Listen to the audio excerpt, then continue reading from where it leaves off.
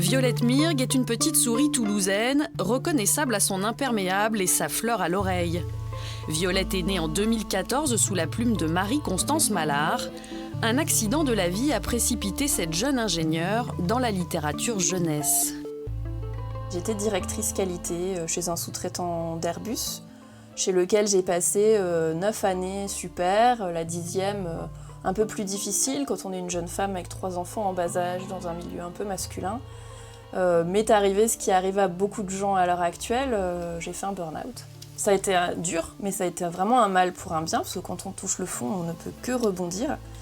Et là, je me suis autorisée à faire ce que j'avais vraiment envie de faire, sans peut-être en avoir conscience. Je savais que j'avais envie de raconter des histoires.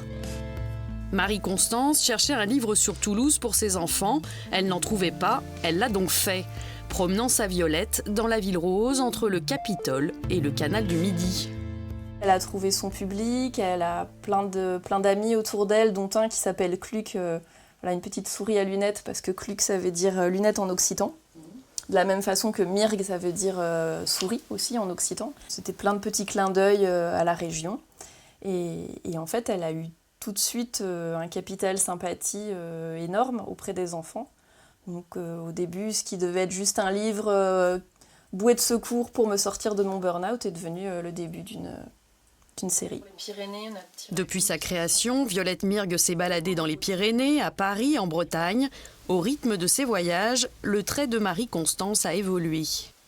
C'était vraiment de la débrouille au début. C'était même au niveau des couleurs. En fait, j'étais pas équipée comme ça, donc les couleurs que j'avais sur une espèce de vieil ordi n'étaient pas du tout celles qui rendaient en impression. Forcément, quand on part de zéro, la marge de progression, elle est énorme. Marie-Constance Mallard a tout de suite trouvé un éditeur. La maison Priva la suit depuis ses débuts. Toc, toc, toc. J'arrive avec une caméra qui tourne. Le prochain album de la souris, qui se passera à l'hôpital, est en cours d'élaboration. Je l'ai relu là ce matin pour être un petit peu plus sûre. D'abord, je trouve vraiment chouette parce que tu parles quand même de choses qui sont très sensibles. Oui. Et quand même, tu vas loin dans le... Après, je voulais pas éviter les sujets durs. C'est un auteur essentiel hein, pour les éditions Priva. C'est donc l'auteur qui nous a apporté, qui nous a permis aussi de développer la jeunesse. Puisqu'avant les aventures de Violette Mirgue, Priva ne faisait pas de jeunesse, hein, ou n'en avait pas fait depuis de nombreuses années.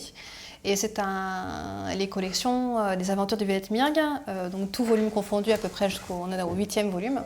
On peut compter un chiffre de vente de 40 000 exemplaires vendus. Tu vois, là, dans les couloirs, il y a plusieurs voilà, portes. Je me disais qu'on devait les voir un petit peu. Et alors, soit je fais des hublots et on voit derrière, soit j'en laisse une ouverte. Ouais. Je trouve chez Priva la liberté dont j'ai besoin.